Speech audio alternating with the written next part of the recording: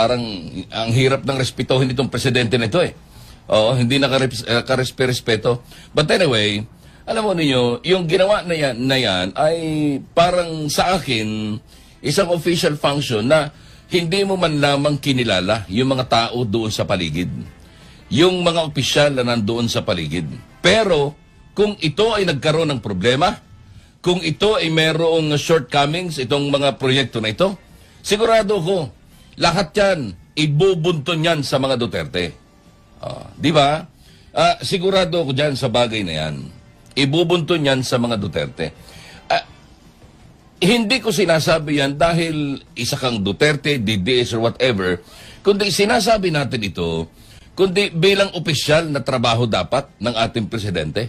Yung i-acknowledge mo man lamang yung mga opisyal doon sa lugar na pinuntahan mo, yung mga tao, yung mga opisyal na bumoto o yung mga opisyal na ibinoto ng mga tao sa lugar na pinuntahan mo, ni hindi mo man lamang nabanggit. Ay nakakahiya. Anong klaseng presidente ito?